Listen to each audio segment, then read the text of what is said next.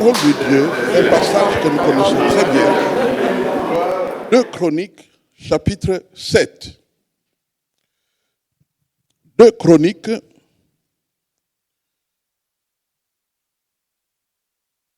chapitre 7, le verset 14.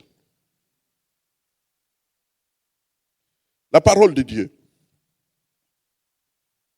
Si mon peuple sur qui est invoqué mon nom s'humilie, prie et cherche ma face, et s'il se détourne de ses mauvaises voies, je l'exaucerai des cieux, je lui pardonnerai son péché et je guérirai son pays.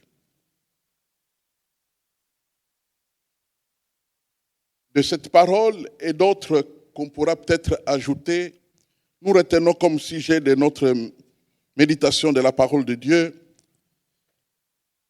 humilie-toi toi-même. Humilie-toi toi-même. S'humilier soi-même. Humilie-toi toi-même. Alléluia. Prions le Seigneur. Maître du ciel et de la terre, c'est encore un bonheur pour nous de chercher ta face, de la trouver, de se contenter de cette face, de nous laisser instruire par ta présence, par ton esprit. Viens, notre Dieu, rencontrer ces hommes et femmes que nous sommes. Viens nous faire du bien dans cette maison de prière, ici à Bruxelles. Viens, Seigneur, nous rencontrer. Viens nous faire du bien. En cette date, d'ici mars 2022, viens nous rencontrer, viens nous édifier, viens nous encourager au nom puissant de Jésus. Amen. Mes frères et sœurs, le plus grand problème de l'Église, c'est l'orgueil. L'orgueil. C'est le plus grand problème de l'Église.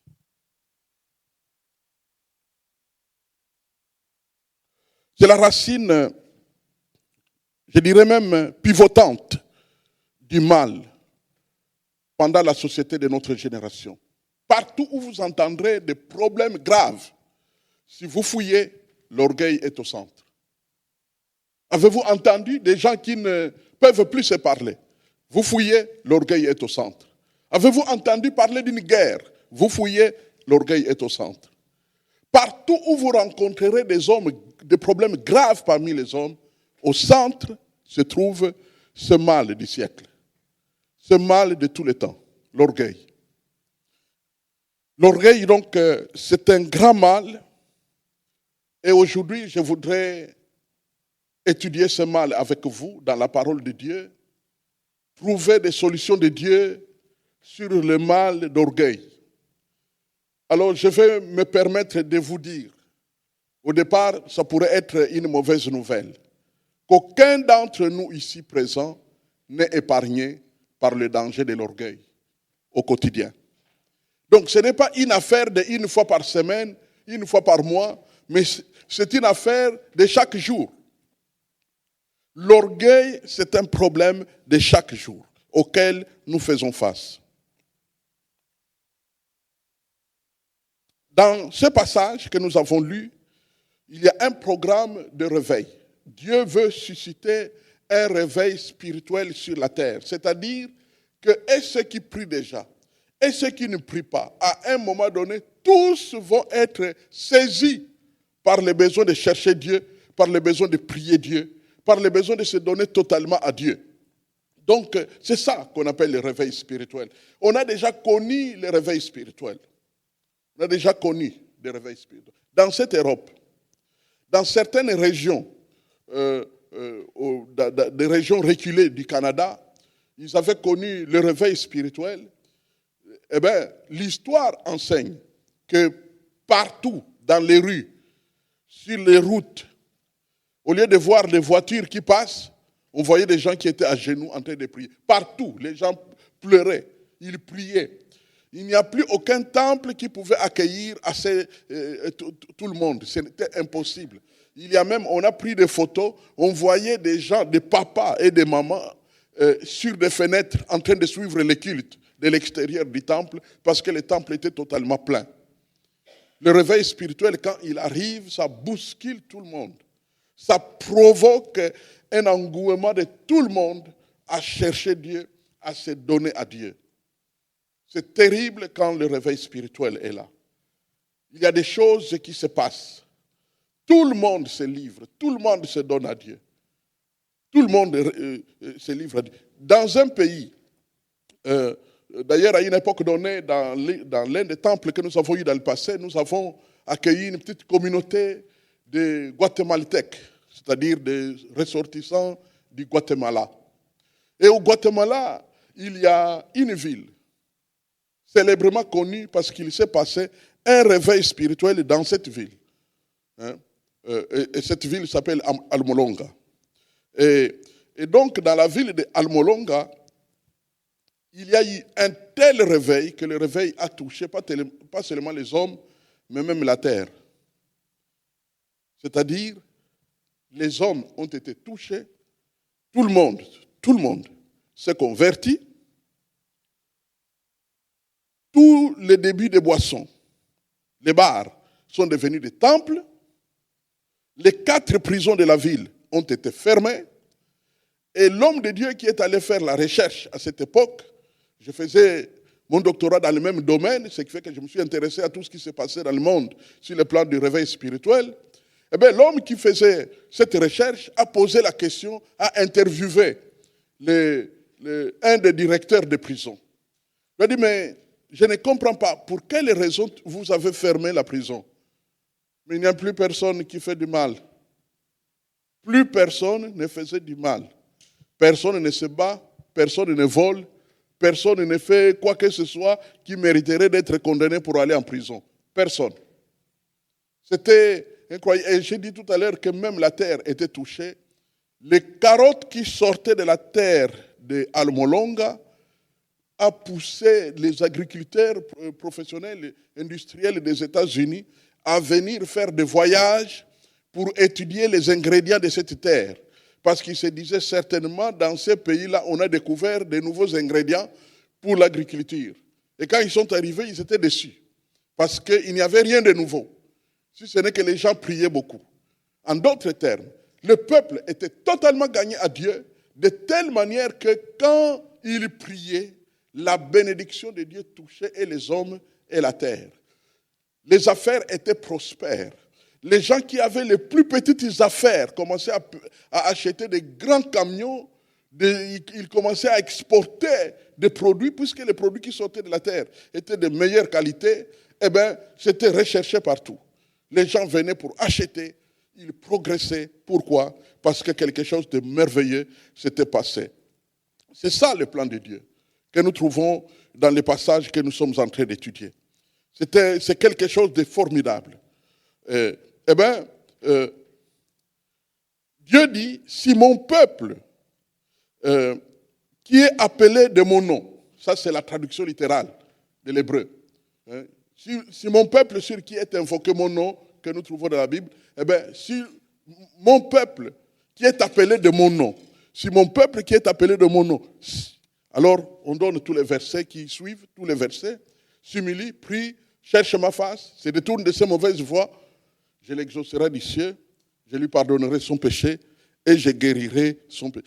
Mon peuple, et ce peuple dont il est question, c'est qui? C'est nous. Nous les chrétiens. C'est nous les peuples. Nous sommes ce peuple appelé de son nom. Alors, en résumé, de quoi s'agit-il dans ces passages? Dans ces passages, il y a un total de 7 sections, réparties en 2 catégories. Première catégorie, il y a 4 éléments qu'on peut considérer comme des conditions à remplir. Je l'ai dit, s'humilier, prier, chercher la face de Dieu, se détourner de mauvaises voies. Et suivi d'une deuxième catégorie constituée des promesses de Dieu. Je les exaucerai des cieux, je pardonnerai le péché, je guérirai le pays. 3 promesses. Alors, je peux simplement faire juste quelques remarques. S'humilier, prier, chercher la face de Dieu, c'est quoi? C'est un travail de discernement.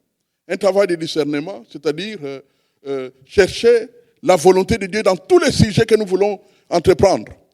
Hein? Surtout dans les sujets les plus importants, les grands enjeux. Nous devons chercher, on ne peut pas agir sans avoir trouvé la volonté de Dieu. On la cherche. C'est ça, chercher Dieu. Hein? C'est ça, chercher Dieu.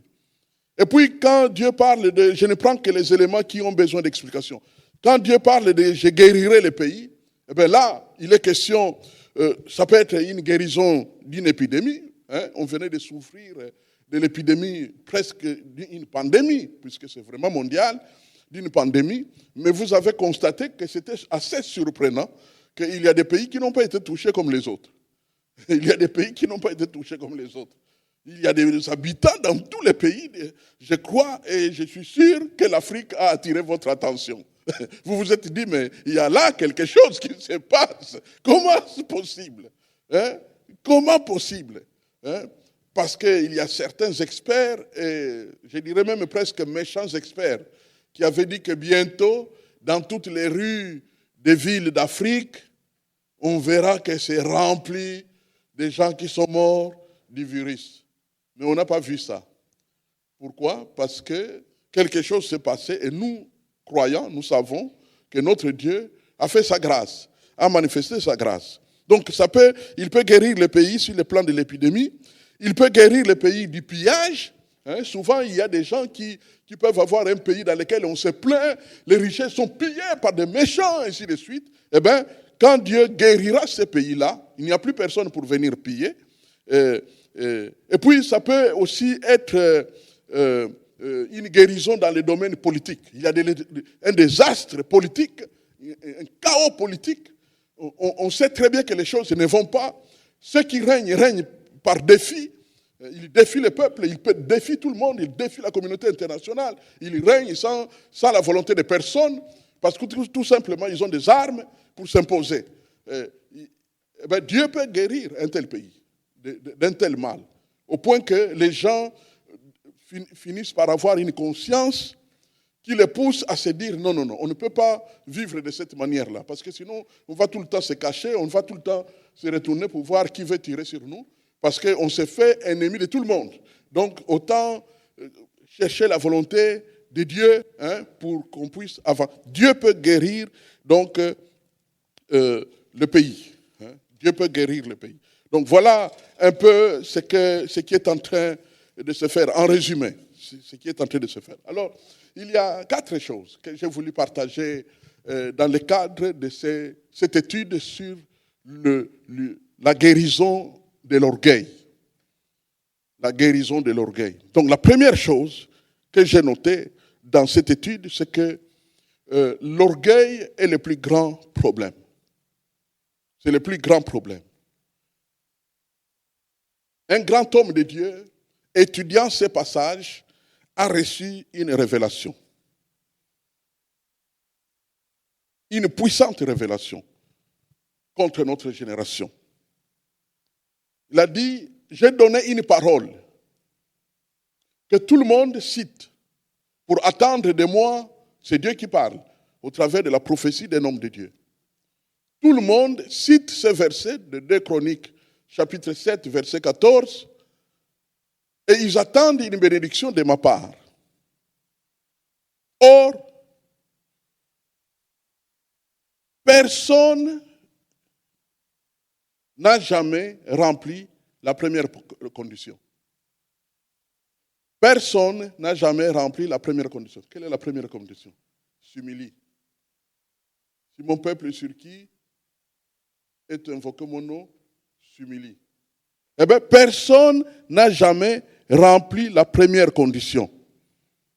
Or, sans cette première condition, les 3 suivantes sont impossibles à remplir. De même que les 3 promesses ne me lient plus.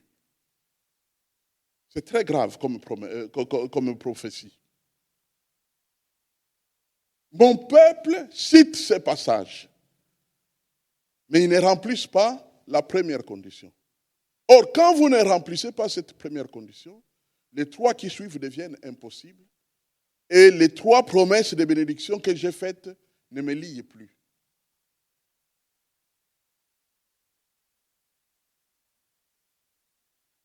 C'est pourquoi j'aimerais bien que nous puissions parler aujourd'hui du fait de s'humilier.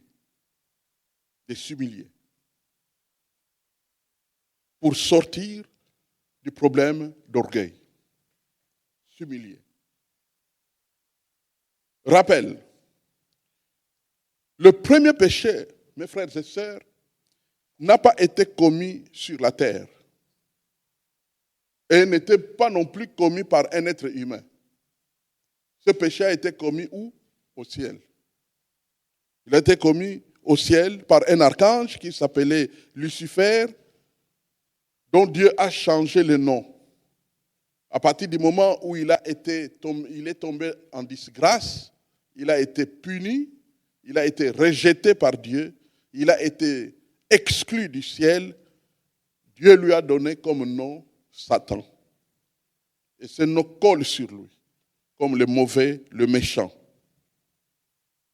Alors, une remarque importante ici, la prophétie. Une prophétie ne parle pas seulement des choses d'avenir. Une prophétie peut aussi parler des choses du passé, mais dont on ne dispose pas de moyens de les connaître. Je donne juste un exemple. Moïse a parlé dans le livre de la Genèse des éléments, on a communément appelé cela cosmogonie, c'est-à-dire la création du monde. Personne n'était là quand il n'y avait pas encore le soleil, quand il n'y avait pas que le soleil, que la lumière soit, que la terre fourmisse, ainsi de suite. Ce texte que nous trouvons dans les 2 premiers chapitres du livre de la Genèse. Personne n'était là. Mais qu'est-ce qui fait que Moïse en parle? C'est prophétiquement qu'il en parle. C'est-à-dire qu'il a reçu la révélation de la part de Dieu au sujet de ce qui s'est passé dans le passé où il n'était pas. Donc Dieu peut aussi, dans le cadre de la prophétie, emmener ses serviteurs, emmener ses enfants à découvrir des choses qu'on ne peut pas connaître. Il n'y avait pas de gens pour nous informer. Il n'y avait que Dieu, le Saint-Esprit et ses anges. Mais Dieu a fait arriver ces choses dans un livre humain par révélation, par prophétie. Eh bien, justement, sur cette base, je voudrais que nous puissions lire un passage qui me semble très important aujourd'hui, dans Ézéchiel. Ézéchiel,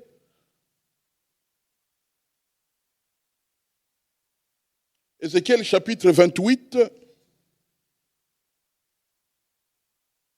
à partir du verset 11. Ézéchiel, chapitre 28, le verset 11 et 12. La parole de l'Éternel me fut adressée en ces mots. Fils de l'homme, prononce une complainte sur le roi de Tyr. Tu lui diras, ainsi parle le Seigneur l'Éternel. Tu mettais le sceau à la perfection. Tu étais plein de sagesse, parfait en beauté. On peut aller plus loin. Tu étais en Éden, le jardin de Dieu. Tu étais couvert de toute espèce de pierres précieuses, de sardoine, de topazes, de diamants, de chrysolites, d'onyx, de jaspe, de saphir, d'escarboucle, d'émeraude et d'or. Tes tambourins et tes flûtes étaient à ton service, préparés pour les jours où tu fus créé. Tu étais un chérubin protecteur, aux ailes déployées. Je t'avais placé et tu étais sur la sainte montagne de Dieu. Tu marchais au milieu de pierres étincelantes. On peut s'arrêter là. Qu'est-ce qu'on constate lorsqu'on lit ce passage? On constate qu'on parle d'un roi, mais quand on réfléchit, on découvre qu'au fait, on parle de 2 rois.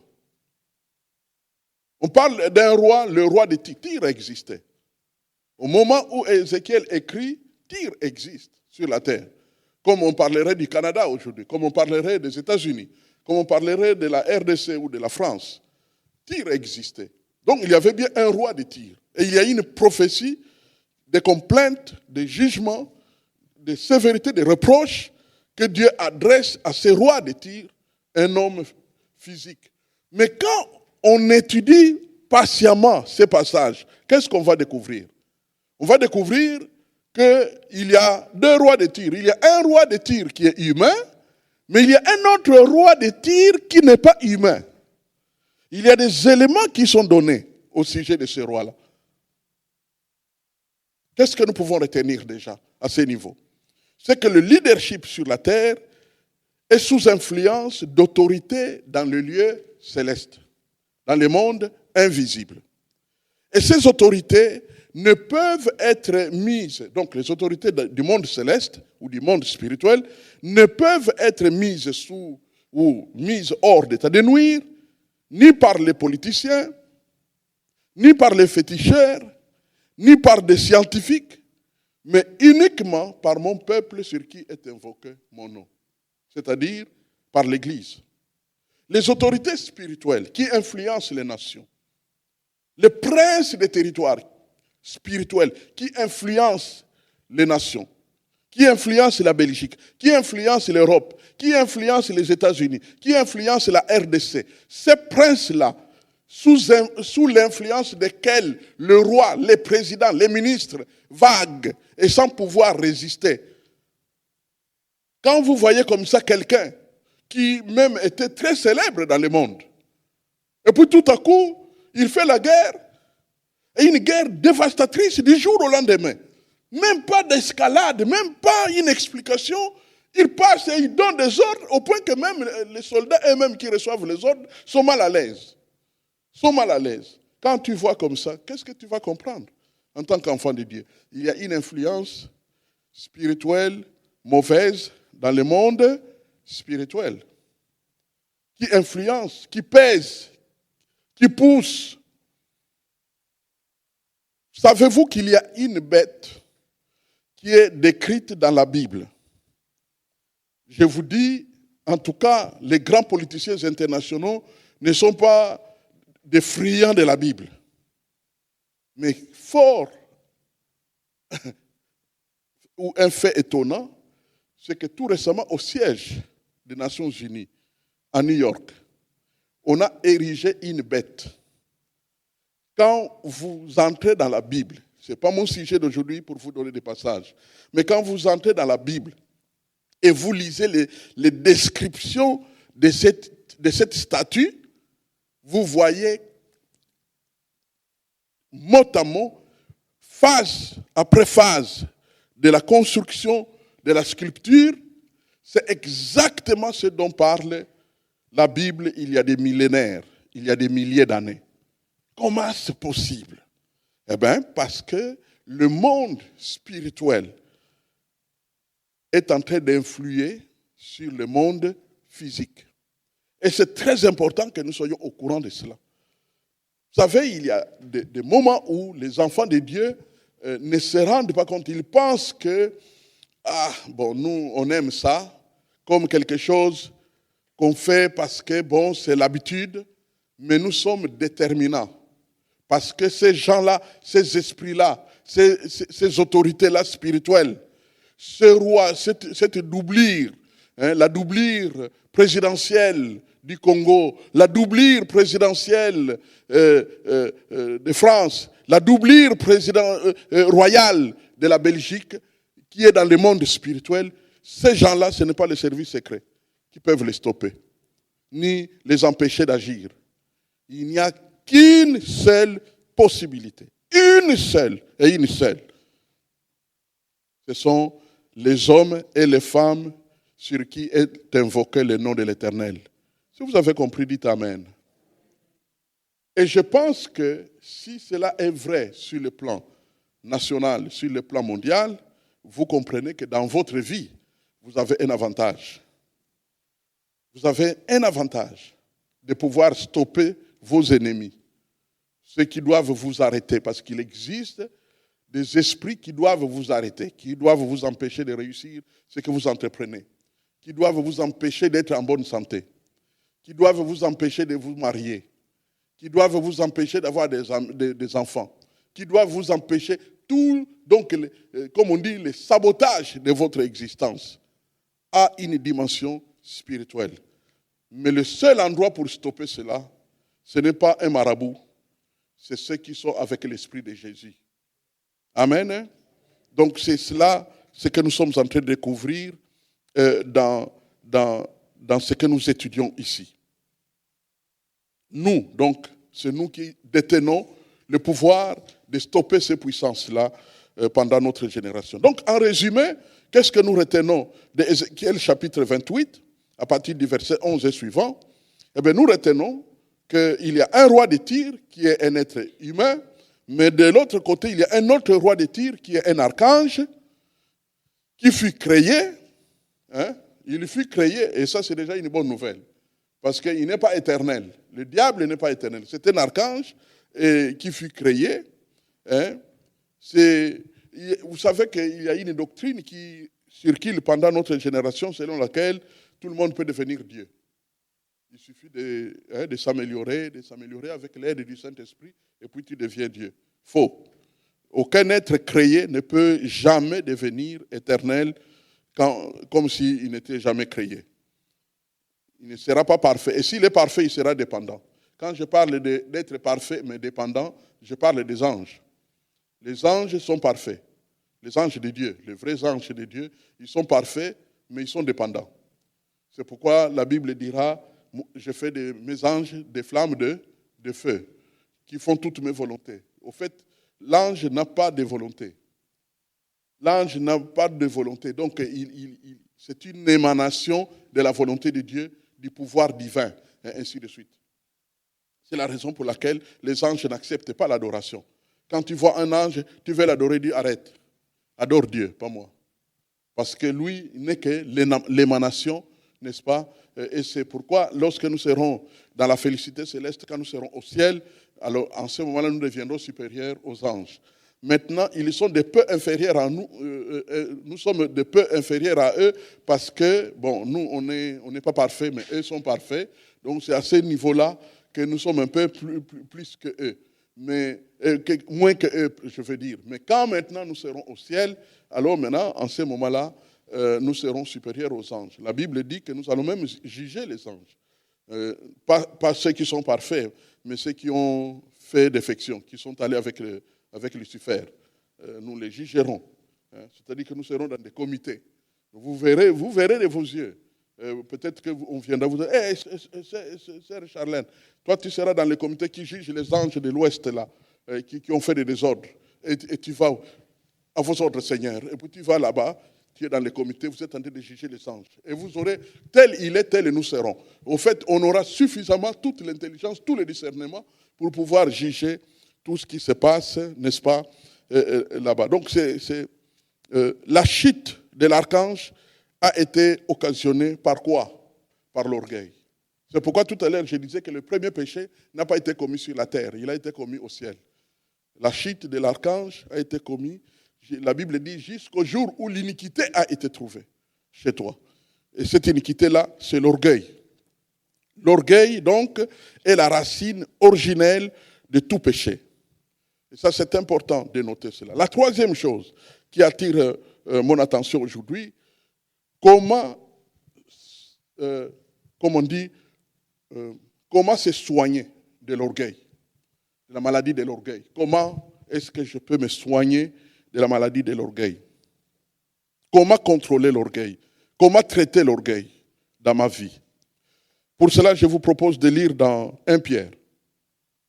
1 Pierre, chapitre 5.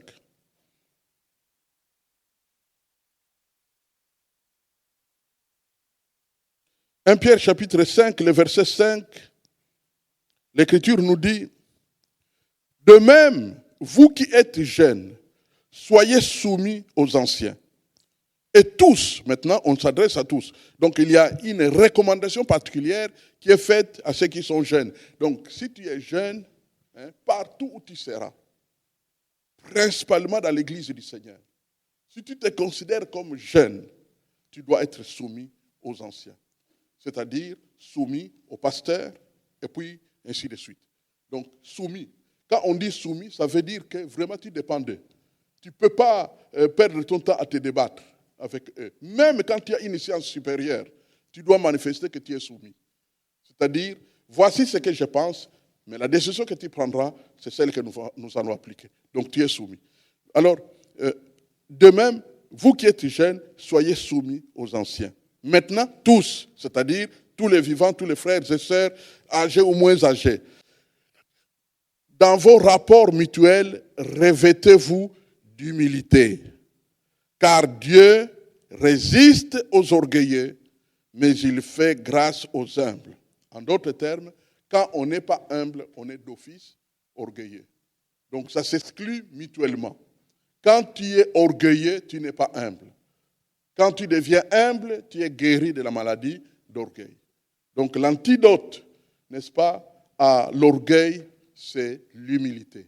C'est pourquoi le sujet de notre étude aujourd'hui, humilie-toi toi-même, afin que tu sois guéri, n'est-ce pas, de l'orgueil. Quand l'orgueil est dans notre vie, Dieu nous résiste. Nous pouvons prier comme nous voulons, mais nous ne serons pas exaucés car Dieu nous résiste. Alors quelqu'un dirait, mais écoutez, je peux avoir eu peut-être un peu d'orgueil, mais je me souviens quand même que Dieu m'a exaucé. Je peux vous dire qu'au fait, certaines choses qu'on appelle être exaucé veulent tout simplement dire que Dieu a permis que dans sa grâce, certaines choses nous arrivent. Souvenez-vous ce que dit la Bible.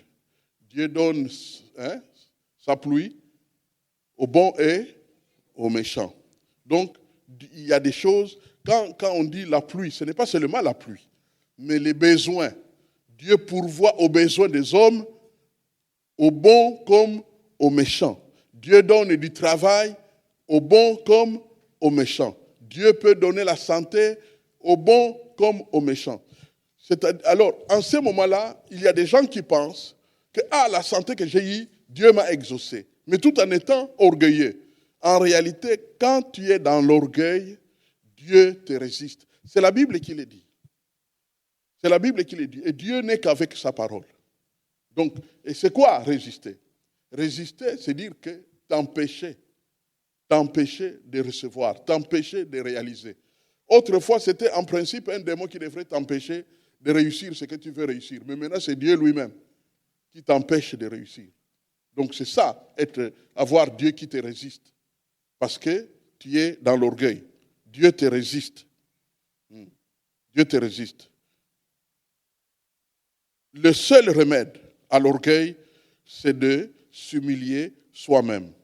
Et ici, aucun n'est épargné par ces fléaux d'orgueil, je l'ai dit dès le début. Ne demande pas à Dieu de t'humilier, car Dieu dit humilie-toi toi-même. Donc l'humilité s'acquiert par soi-même. Ça fait partie de ce qu'on appelle dans la Bible les devoirs personnels. Ce n'est pas Dieu qui t'aidera. Dieu ne bénira que l'acte que tu auras posé. Donc l'acte doit venir de ta volonté. C'est toi qui décides. C'est un peu comme lorsque tu dois, par exemple, manger. Quand tu dois manger, tu ne peux pas prier. Lorsque nous prions pour la nourriture, nous ne pouvons pas dire, Seigneur, je te supplie qu'aujourd'hui qu'il se produise un miracle. Dès que j'aurais dit Amen, que le foufou soit dans mon ventre. Non. Quand tu auras fini de bénir, il faudra bien que tu fonctionnes. Tu prennes les morceaux, tu avales, et ainsi de suite. Donc, ça fait partie des devoirs personnels. Et tu ne peux pas demander même celui qui t'aime que, voilà, s'il te plaît, je n'ai pas le temps aujourd'hui. Mange, et puis je serai rassasié. Non. Donc, ce sont des devoirs personnels. Ce sont des devoirs personnels. De même, s'humilier est un devoir personnel. Dieu ne va pas t'humilier. C'est toi qui choisis de t'humilier. Et c'est là où ça devient, comme on dit, mère de l'affaire, Maman Nalikambo.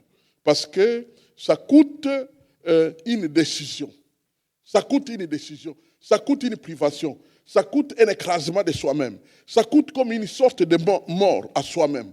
Ça coûte, au fait, s'humilier soi-même. Donc, ignorer certains de ses droits soi-même. Ça coûte tout cela. Donc, ne demande pas à Dieu de t'humilier. C'est un devoir personnel. Quand nous lisons dans Proverbes, chapitre 16, que dit la Bible?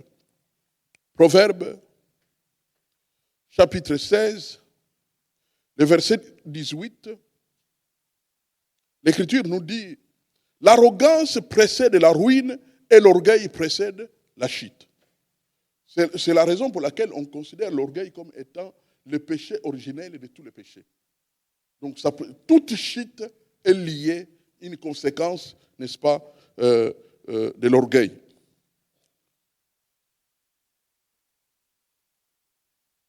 Notez, l'humilité n'est pas une émotion. C'est un acte volontaire. C'est un choix. C'est un engagement. C'est une décision d'être humble que tu prends. C'est une attitude à entretenir plus au quotidien. Une attitude à entretenir. Chaque fois que tu te trouves devant un défi de t'affirmer comme une personne importante, tu dois faire le choix de t'humilier. Donc c'est vraiment un travail permanent, un travail dur.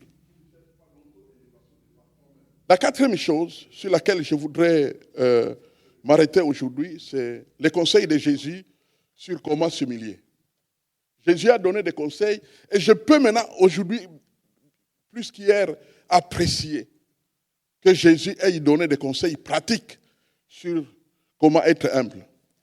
Parce que c'est lié à l'orgueil qui est le péché de base de tous les péchés. Donc, c'est normal que dans ses enseignements, Jésus a traité la question de comment devenir humble. Je crois que ça ne peut qu'attirer notre attention.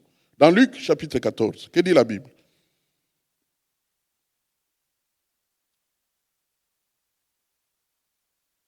Dans Luc, au chapitre 14, à partir du verset 7, l'Écriture nous dit ceci.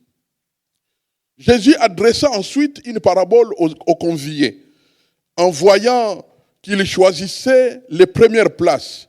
Et il leur dit, lorsque tu seras invité par quelqu'un à des noces, donc à un mariage, à une fête de mariage, ne te mets pas à la première place, de peur qu'il n'y ait parmi les invités une personne plus considérable que toi. Et que celui qui vous a invité, l'un l'autre, ne vienne te dire, cède la place à cette personne-là. Tu aurais alors la honte d'aller occuper la dernière place. Parce que comme tu as perdu ton temps à la première place, dans l'entretemps, toutes les places sont occupées maintenant. Et quand maintenant on vient te chasser de la première place, où est-ce qu'il reste une place? C'est là derrière. Et tu risques même de passer la fête en état debout. Parce que toutes les places, dans l'entretemps, étaient occupées.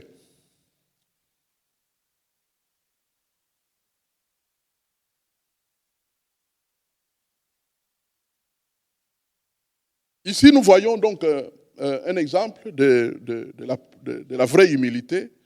Ne cherche pas la place principale. Sinon, quand un VIP va venir, eh ben, tu auras des problèmes, nous l'avons vu. Alors, quelle est la meilleure place où s'asseoir dans l'église? Quelle est la meilleure place où s'asseoir dans l'église?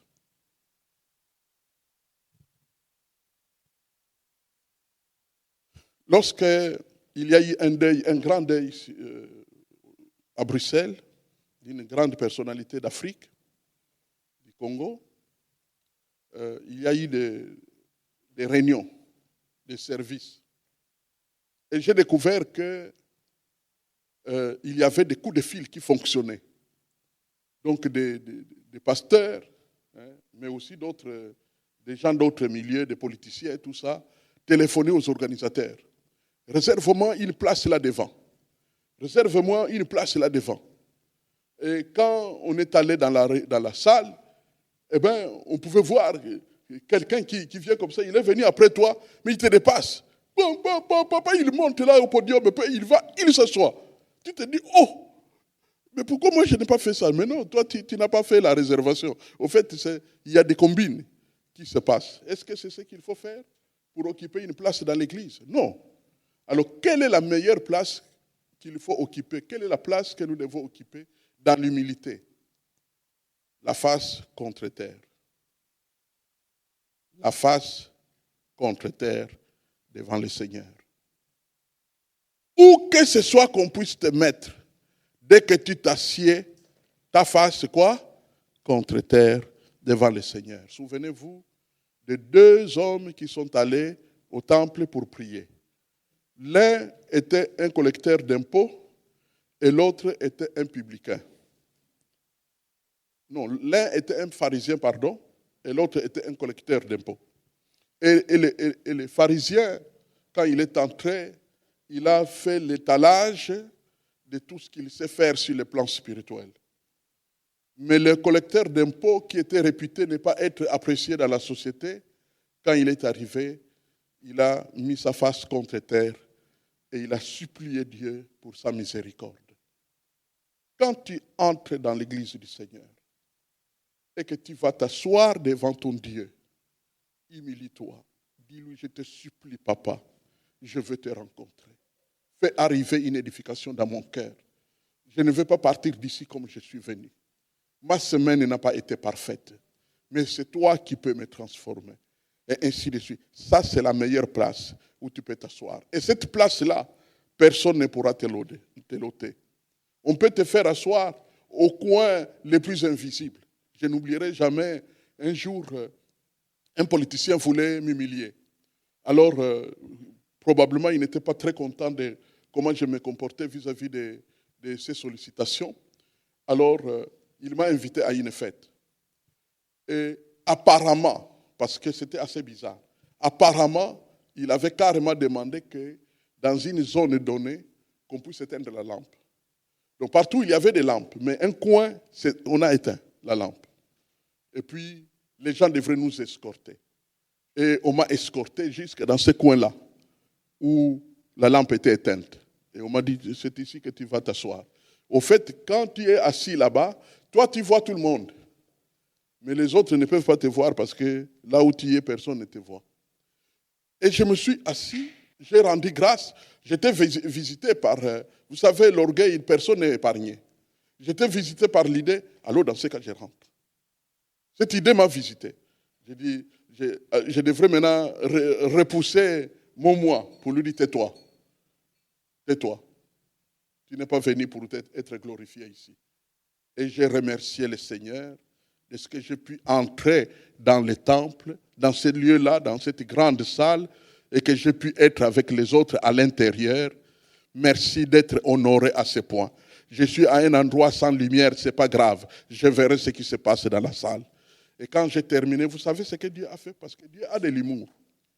Eh bien, ce que Dieu a fait, c'est que, je ne sais pas comment l'expliquer. Quelqu'un m'a fait signe pour dire, tu vas parler à l'homme pour qui on a organisé la fête. Tu vas parler à cet homme-là. C'était le grand Américain, là, le pasteur Jesse Jackson, c'est ça? Jesse Jackson. Et que tu vas parler avec lui. Et je suis allé parler avec lui.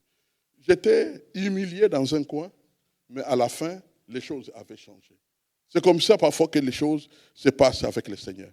Alors, dans ces conseils de Jésus, notez, dans ces conseils de Jésus, il y a une loi par excellence que Dieu a donnée. Et cette loi est devenue célèbre dans le monde entier. C'est le verset 11. Que dit le verset 11? Dans les conseils de Jésus. Car quiconque s'élève sera abaissé.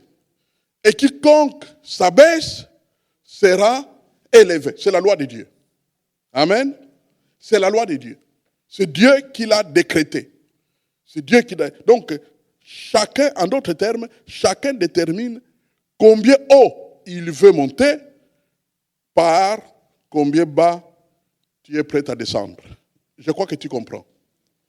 Donc, tu détermines toi-même combien haut tu veux monter, mais non pas en montant, en choisissant de descendre le plus bas possible afin que, n'est-ce pas, Dieu t'élève au temps convenable. Lorsque tu passes par des situations, et ça c'est très important, lorsque tu passes, mon frère, ma soeur, par des situations où on t'abaisse, réjouis-toi. Tu as l'occasion d'être propulsé en haut par Dieu. Accepte d'être abaissé. Ne te débats pas, parce que si tu te débats, tu annules le travail de Dieu. Si tu commences à prendre ça comme un motif de péché, eh bien, tu es en train d'anéantir tout ce que Dieu veut faire pour toi. Tu ne peux pas. Tu peux pas. Tu dois accepter. Et si tu passes par des situations humiliantes, parce que les situations humiliantes existent, profite-en pour te dire, Seigneur, j'accepte cette humilité parce que je sais ce qui va suivre. Mes frères et sœurs, nous sommes en train de parler de comment Dieu fonctionne. Hein? Comment Dieu fonctionne. Aujourd'hui, nous étudions l'orgueil, comment soigner l'orgueil. C'est en s'humiliant soi-même. Et Jésus est en train de donner des conseils que quand tu es dans une salle de fête, eh bien, ne cherche pas à aller à la première place, de peur que lorsque parmi les invités, il y aura quelqu'un de plus important que toi, on ne puisse te demander de reculer et qu'on puisse mettre quelqu'un d'autre à ta place. Mais la meilleure place dans l'église, ce n'est pas la chaise la plus ornée, mais c'est quand nous baissons la tête devant le Seigneur. En s'humiliant à la manière, n'est-ce pas, du publicain qui est entré au temple, qui a dit « Je ne suis pas digne de lever la tête devant toi, Seigneur ». C'est de cette manière que notre Dieu va agir dans notre vie. Donc, lorsque tu passes par des situations où on t'abaisse, ou des événements qui t'abaissent, réjouis-toi. Car tu as là la grâce de t'abaisser, ce qui sera inévitablement noté, inévitablement suivi par l'élévation que Dieu t'accordera. Le plus bas que tu descendras, le plus haut tu seras élevé par Dieu lui-même. Dieu se charge de t'élever. On t'a humilié, ce n'est pas grave. Dieu se charge de t'élever. N'annule pas le travail de Dieu. Ne te bats pas contre l'abaissement. Quand tu te bats contre l'abaissement, en réalité, tu te bats contre ton élévation. C'est très important de veiller à cela. Et c'est de cette manière que notre Dieu va s'occuper de toi.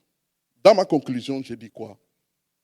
Je vous rappelle tout juste que dans 2 Chroniques, chapitre 7, verset 14, c'est l'objet de notre étude aujourd'hui, c'est la première condition. Si mon peuple qui est appelé de mon nom s'humilie, c'est la première condition. Si tu veux être exaucé, si tu veux être béni, si tu veux vivre des choses merveilleuses dans ta vie, tu dois commencer par t'humilier. Quand tu es capable de t'humilier, tu deviens capable de prier. Tu deviens capable de chercher la face de Dieu. Tu deviens capable de te détourner de tes mauvaises voies.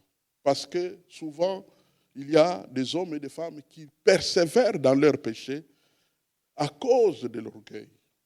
Ils sont orgueilleux, ils croient en eux-mêmes, alors ils se comportent d'une manière qu'ils ne veulent pas être humbles devant Dieu.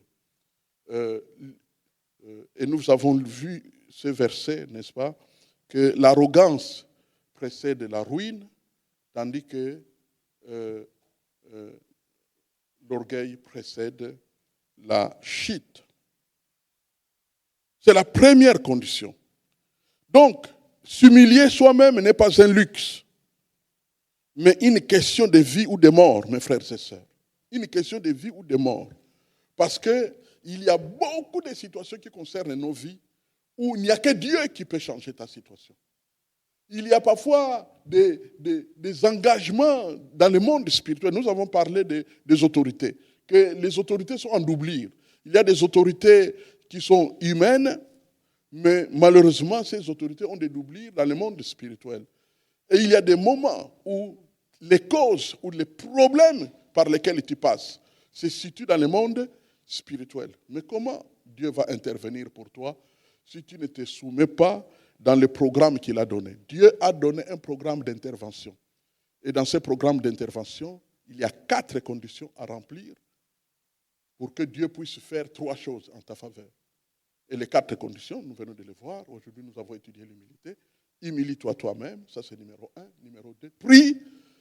Numéro 3, cherche la face de Dieu. Chercher la face de Dieu, c'est le discernement. Découvrir, détecter et comprendre qu'est-ce que Dieu veut faire. Cherche la face de Dieu. Et 4, détourne-toi de tes mauvaises voies. Donc, se détourner de ces mauvaises voies, c'est-à-dire se repentir, vient en 4e position dans les conditions à remplir. au fait, dans le plan de Dieu, se détourner de ces mauvaises voies et c'est considéré comme facile. Parce que quand tu es instruit dans les choses de Dieu, tu connais ce que Dieu veut et tu connais ce que Dieu ne veut pas. Les lois de Dieu ont été données depuis longtemps. 613 lois chez les Juifs. Mais Dieu ne te demande pas d'avoir toute cette liste-là. Nous avons étudié ça récemment. Quand tu mets au centre de ton cœur l'amour, tu deviens capable, n'est-ce pas, de te détourner de n'importe quel péché parce que tes yeux s'ouvrent et tu vois la vérité de Dieu telle qu'elle fonctionne. T'humilier est un choix personnel. C'est très important et c'est ce que nous allons faire dans la prière. T'humilier est un choix personnel. Demande à Dieu d'ouvrir tes yeux pour que tu vois dans quels endroits, dans quelles circonstances tu n'as pas été humble. Tu ne t'es pas humilié toi-même. Tu n'as pas choisi l'humilité. Vous savez, il y a des moments même où ne pas s'humilier peut être considéré comme un droit. Il y a des endroits où tu peux vraiment réclamer que ici, je ne veux pas m'humilier, on doit m'honorer. Mais toi, en tant qu'enfant de Dieu, sur qui le nom de Dieu est prononcé, tu dois choisir, toujours choisir de t'humilier. Rappelons-nous comment Jésus s'appelle. Doux et humble de cœur. Le mot humble est ajouté. Doux et humble de cœur. Donc, mes frères et sœurs, nous sommes dans une responsabilité de l'humilité. D'autant plus que, comme nous l'avons entendu, selon la prophétie de cet homme de Dieu, d'autant plus que toutes les promesses que Dieu a promises et qu'il veut accomplir sont liées à cette première condition, malheureusement, qui n'a pas été remplie par plusieurs. Beaucoup de gens ne vivent pas dans l'humilité. Ils vivent dans l'orgueil comme Satan. Au fait, si Dieu devrait se comporter envers nous, comme il s'est comporté envers Lucifer, qui était au ciel, et qu'il a chassé à cause de l'orgueil, il nous aurait déjà chassé de la vie depuis longtemps, à cause de l'orgueil qui est le nôtre aujourd'hui. Voilà comment Dieu veut que nous puissions nous comporter. Nous sommes son peuple et Dieu nous instruit comme il veut. Et c'est à nous de suivre. Amen. Prions le Seigneur. Parlons à notre Dieu. Notre Dieu veut nous parler. Dis à Dieu que tu t'engages. Je vous rappelle que ce n'est pas Dieu qui va te rendre humble, mais c'est toi qui choisis d'être humble. C'est un choix que tu fais. Parle à ton Dieu. Parle à ton Dieu au nom de Jésus-Christ. Alléluia. Alléluia. Parle à ton Dieu. Dis-lui de tout ton cœur que tu t'humilies toi-même. Alors pourquoi tu t'humilies? D'abord parce que Dieu l'ordonne, mais en deuxième lieu, parce que tu veux être élevé par Dieu. Tu ne cherches pas l'élévation des hommes. Tu ne cherches pas l'auto-élévation par toi-même, mais tu cherches l'élévation de Dieu parce que l'élévation de Dieu, c'est le destin, c'est la destinée. C'est ce que Dieu a prévu en te créant. Tu veux être uniquement ce que Dieu a prévu en te créant. Alors, engage-toi dans l'humilité et Dieu fera le reste. Alléluia. Alléluia. Alléluia. Alléluia. Alléluia. Père Tout-Puissant, nous te bénissons et te louons pour ce travail que tu viens de faire par ta parole, d'éduquer ton peuple. Tu veux que des choses, des grandes choses, se passent pendant notre génération. Tu veux, par exemple, que la guerre s'arrête. C'est déjà assez qu'il y ait des dégâts incalculables là-bas en Ukraine. Mais maintenant, nous imaginons qu'il y ait des missiles qui soient largués. Nous sommes dans un pays où se trouve le siège de l'OTAN. S'il devrait y avoir une guerre entre l'OTAN et la Russie, eh bien, l'une des premières cibles risquerait d'être là où nous nous trouvons. Nous voulons, notre Dieu, que la guerre s'arrête. Mais comment la guerre va-t-elle s'arrêter s'il n'y a personne qui prie? Mais comment y aura-t-il des gens qui prient quand tout le monde est orgueilleux comme le diable? Voilà pourquoi, Père, nous venons à toi humblement pour te dire que nous nous humilions. Papa, je m'humilie. Je m'humilie devant toi. Je sais ce que coûte l'humilité. Dans certains cas, ça coûte la perte du droit, la perte de l'honneur, la perte de ce qu'on veut, la perte de ses propres convictions, la perte de beaucoup de choses qui concernent notre moi. Mais papa, parce que tu l'ordonnes, parce que tu le veux, parce que c'est comme ça que tu élèves les gens, alors j'accepte de tout mon cœur de baisser ma tête devant toi et te supplier d'accepter ce cœur qui s'humilie sincèrement devant toi. Papa, en réalité, je ne vaux rien. Je ne vaux rien. Même lorsque je partage ces choses avec mes frères, que puis-je leur partager qui ne puisse venir de toi? C'est par ta grâce que je peux trouver même des leçons bibliques à partager avec mes frères. Je m'humilie devant toi.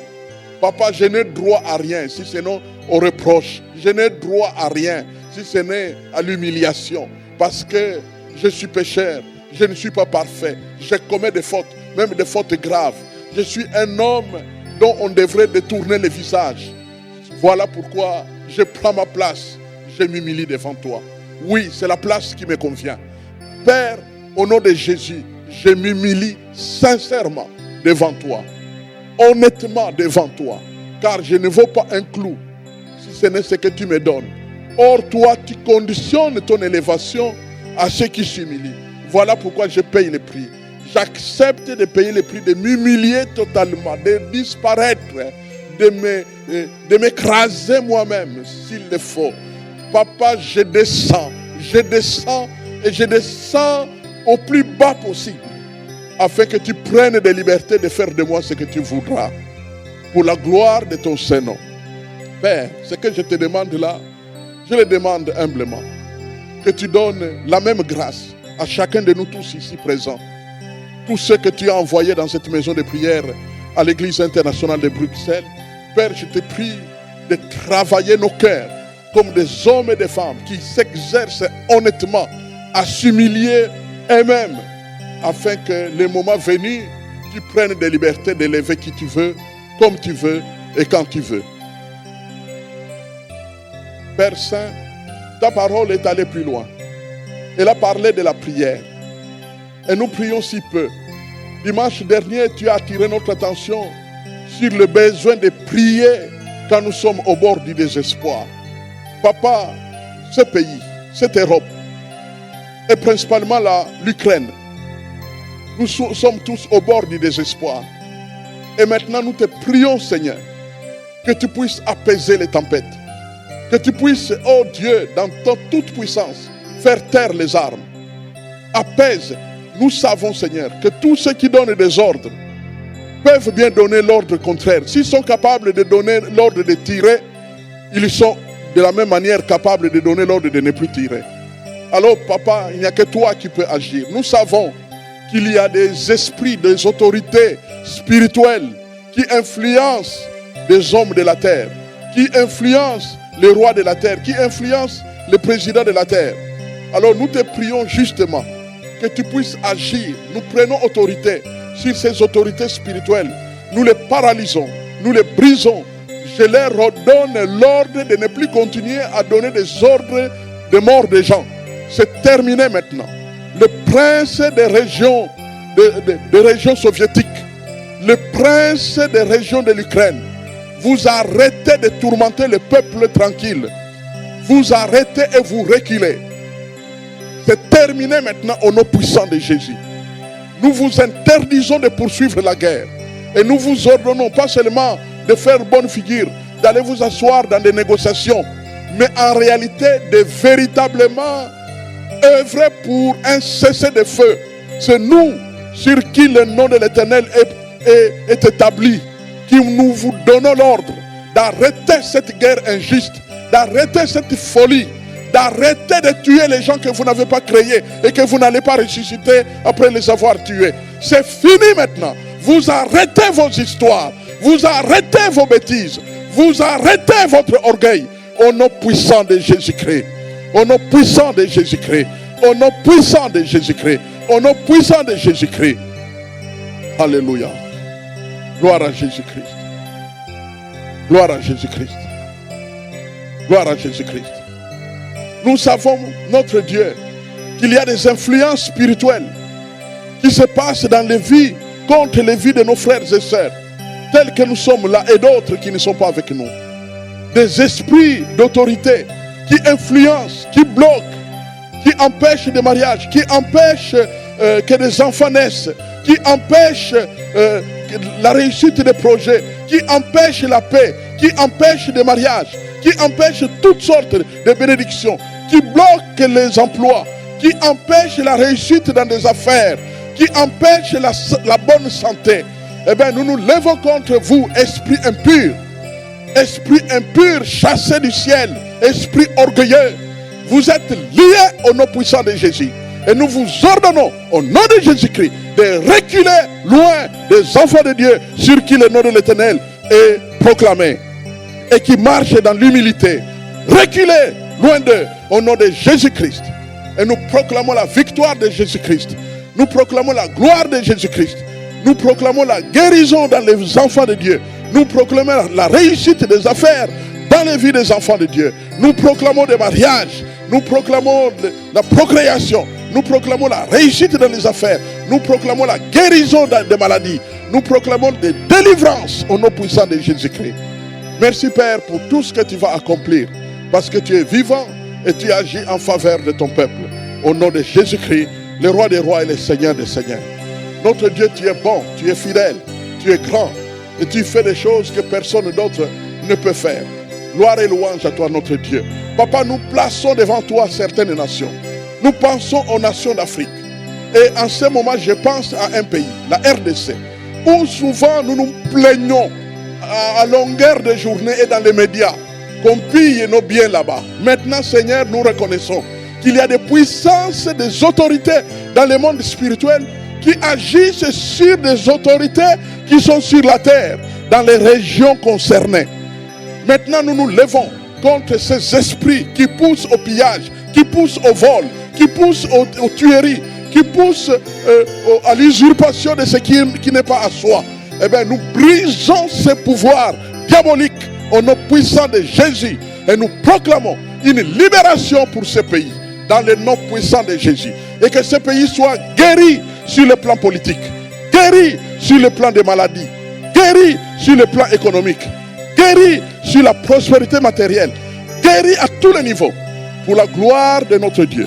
Au nom de Jésus-Christ, le roi des rois et le seigneur des seigneurs. Papa, tu feras beaucoup de choses. Lorsque nous aurons choisi, parce que nous choisissons le chemin de nous humilier nous-mêmes, nous aurons la porte ouverte pour la prière. Nous aurons la porte ouverte pour discerner ta volonté. Nous aurons la porte ouverte pour nous détourner de tout péché, quel que soit le péché par lequel le diable veut nous avoir. Ce péché sera vaincu dans nos vies. Vaincu. Anéanti tout simplement. Parce que tu es avec nous et parce que tu nous conduiras dans la voie des lumières, dans la voie des victoires, dans la voie des guérisons et dans la voie de sainteté. Comme dit Jésus dans sa prière, sanctifie-leur par ta parole, car ta parole est la vérité. Père, je te prie que la sanctification gagne tous les cœurs en ce moment, au nom puissant de Jésus. Et que nous soyons un peuple transformé par le pouvoir du Dieu vivant qui a créé les cieux et la terre. Jésus-Christ, merci d'être notre sauveur. Nous t'appartenons pour toujours. Et que toute la gloire revienne à Dieu. Amen et amen.